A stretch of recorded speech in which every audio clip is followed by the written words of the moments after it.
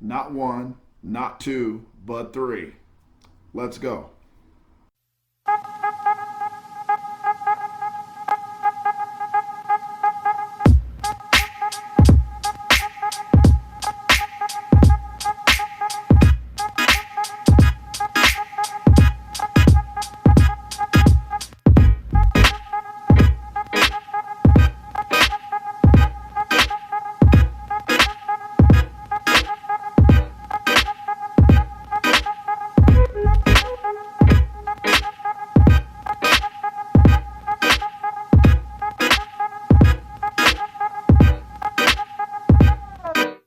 Okay, let's get started into the three legs of officiating. This is a concept I learned kind of early on in my career, relatively early on in my career, and I think that this is kind of the basis of being a good official and an overall well-rounded official. So let's get into what this means, the three legs of officiating. First of all, let's kind of go through the concept of what I'm talking about when I say the three legs of officiating. We're basically talking about a stool or a table that has three legs. Now, not all tables have three legs, but just for this particular purpose, we're going to say if you have a table with three legs.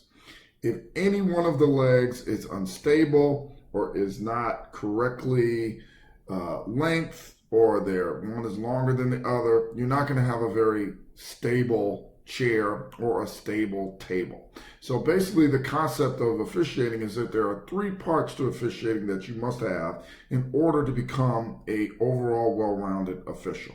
So let's go through each of them. The first one is rules knowledge. The second one is mechanics. And the final one is philosophy. And I'm going to break down each one of these. Okay, let's go into rules knowledge. And what does that mean? Okay, basically means we have to have a good understanding of most of our rules. And we must have an understanding of our rules. It's probably the one thing that we are expected to as officials to know right off the bat is all of the rules and know them very well. That is somewhat impossible, especially for a newer official. And even as you go through time, there's going to be times when rules are going to change and you may struggle with certain rules, especially that you don't see.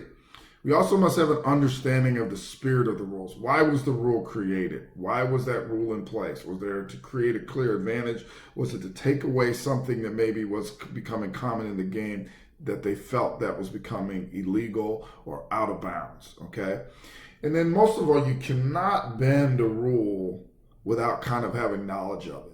In order to know how to massage a rule, especially in basketball, is if we have a good knowledge of that rule, it's really hard to bend if we don't know that rule. So we must have a very good understanding of the rules.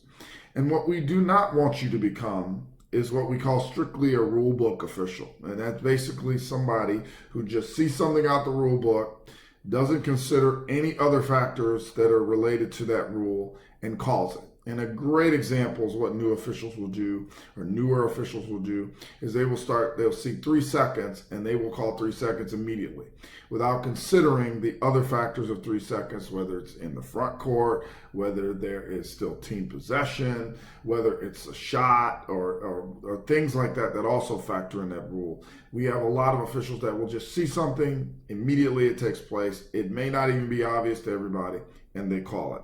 And that's what we don't want to become. A rule book official. Just.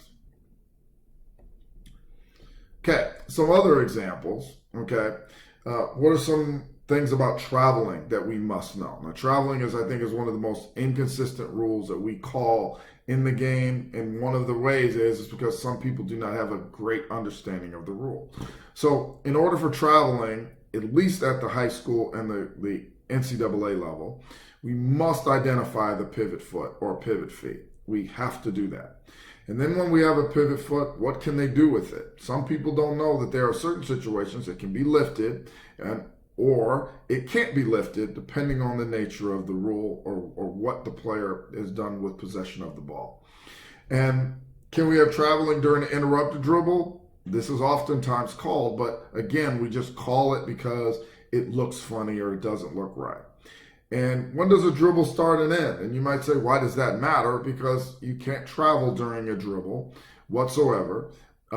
But when you start a dribble, there are certain requirements that you have to have when you start it.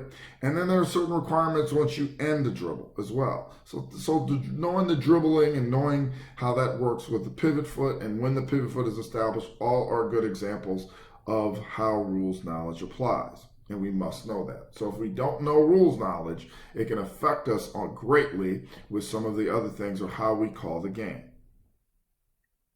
Okay, another example is what happens when we have a technical foul.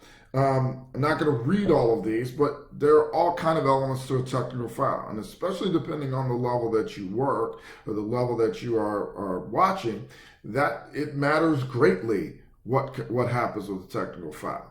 Like, when do technical fouls apply to disqualification? Where are they administered? Is it a point of interruption, or does the team get the ball back? Is it go towards a player's disqualification? Does it go towards team count?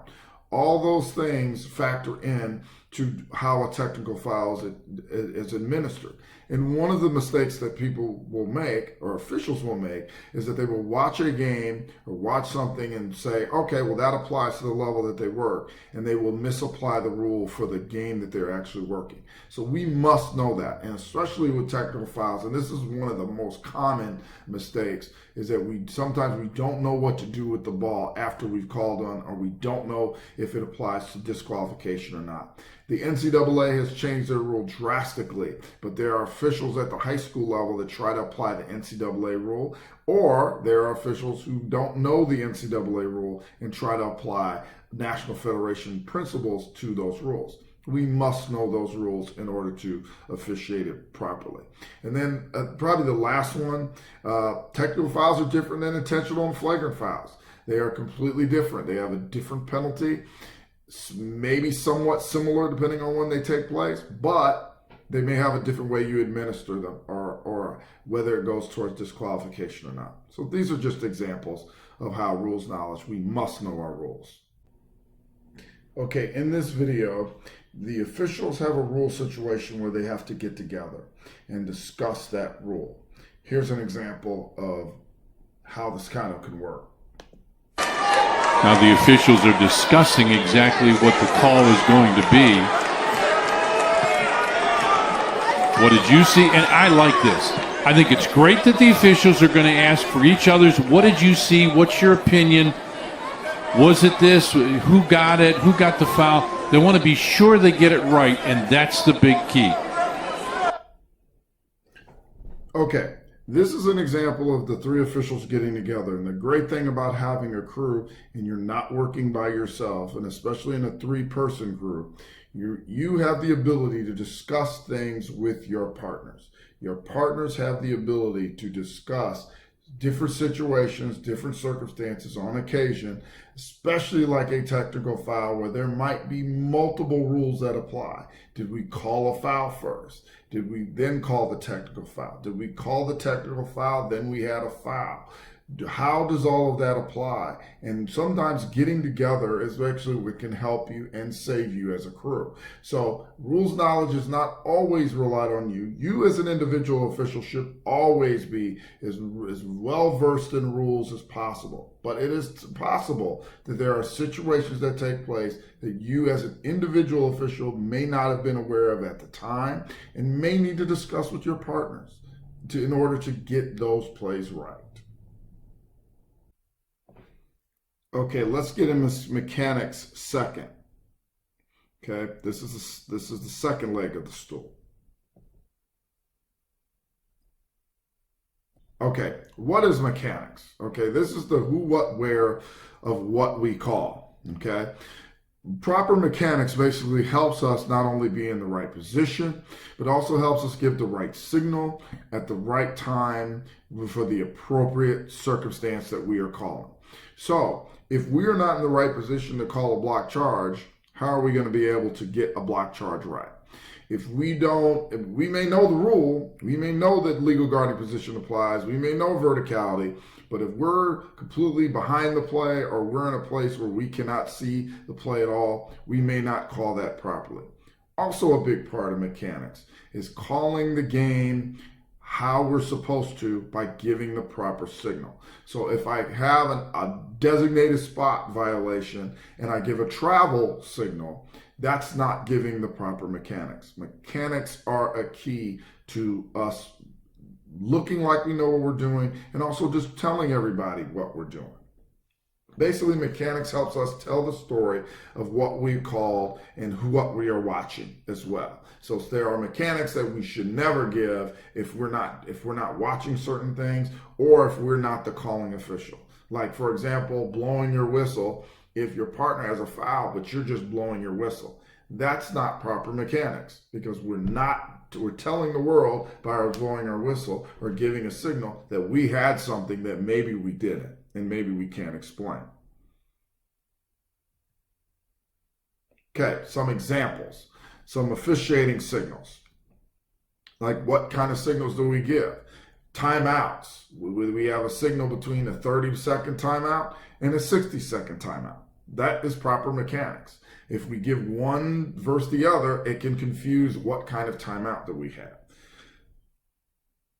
Floor positioning. What is our floor positioning? Where are we supposed to be as the center, the trail, the lead?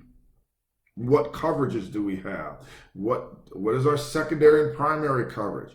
Very important. If we're calling as we're the trail and we're calling something deep in the center's position, we're not using our mechanics properly. We're not calling the game properly and probably not trusting our partner. Also undermining the credibility maybe of the crew.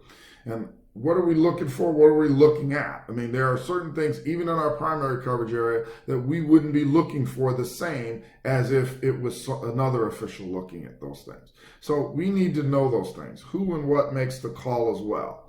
So like this play on the end or on the screen, who makes this call? We have a double whistle. Who makes the call? Mechanics dictates that. Mechanics tells us what we should do.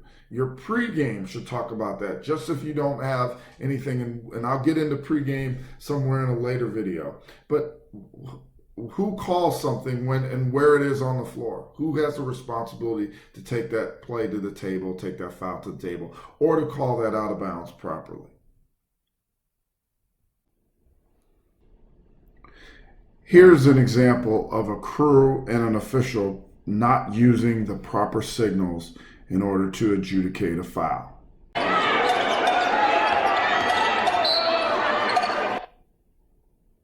Okay, the official here, the lead official who's on the other side of the lane, calls a foul on the opposite side of the lane. He does not raise his hand. He does not give a signal for a foul. Now, he may properly give a signal to say, hey, I don't have a shooting foul. And let's look at this again. But he does not give the signal to hold his fist up in the air to say he has a foul call. Then he points to the floor, which is also an improper signal because pointing to the floor does not signify really anything in our game.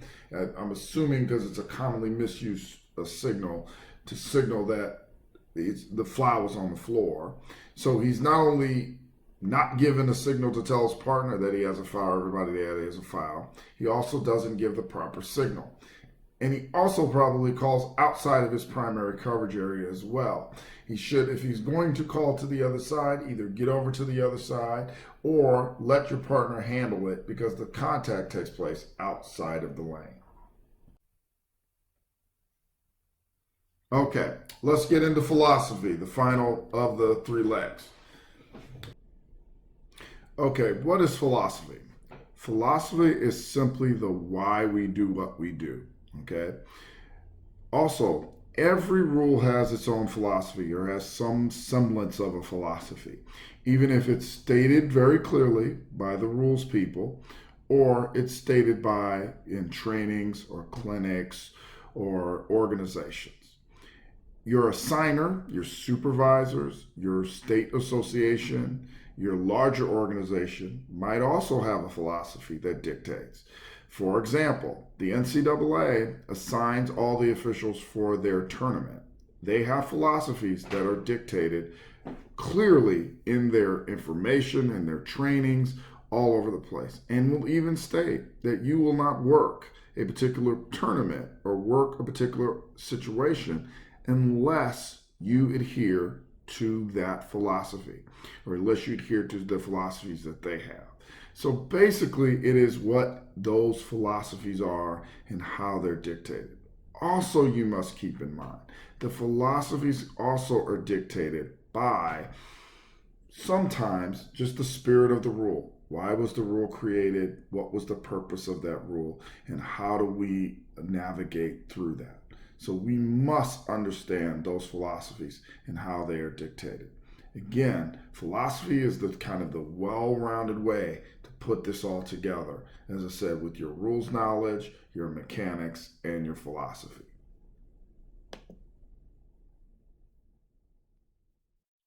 Okay, here's a philosophy example. Is all contact a foul? Some people will feel that any little contact is a foul, but should that be the case? And there is rules with incidental contact. Does a violation have to be obvious to be called? I know people who say any violation that takes place is a black and white issue, call it. And then there are some people that say it's because certain rules we're going to call strictly and other rules we're not. Again, was a team put at a disadvantage? Sometimes even with the violation or sometimes fouls, whether there's a disadvantage applies to this particular situation. Is there a certain amount of contact for incidental contact? How do we deal with players and coaches? How do we deal with them? What do we say to them? What we don't say to them? How we joke with them? Those type of things are philosophies. Again, like I said, I had an official recently say, I don't call technical fouls. I don't call technical fouls at all. That's his personal philosophy. It doesn't mean that it's right for you. It just means that that's a philosophy that he has so that he can get through the situation. Okay, simply, is all contact a foul? Here's a play of a block shot attempt where there's contact with the ball and then follow through contact with the head. This is a philosophy on whether this should be a foul. In this particular situation, a foul was not called. Some would believe that if you contact with the ball first, that all other contact should be ruled incidental. Okay? There's another philosophy that whether or not, if there's contact to the head, regardless of the situation, it should be a foul. A philosophy is what you should hold one way or the other, or somewhere in the middle. Whatever you do, the reason you have a philosophy is also to help you with possibly consistency as an individual. What are your standards for when something happens, and then how do I adjudicate it accordingly? This is an example of how a philosophy plays a role. So you have a mechanic, you have a rule, but then you also have a philosophy on whether this should be ruled or whether it should be called in certain situations. Again, no right or wrong always, just an idea of how this all comes together. Thank you for watching our Officiating Born videos, where we train one official, one play at a time. Also, don't forget to subscribe to Officiating Born Training and Officiating Born videos, where I post videos during the season and during the off season with plays that help officials get better each and every day. Also, don't forget to hit the bell so you can get instantaneous updates on new uploads and new content to the webpage. Thank you, and hope you enjoyed Officiating Born videos.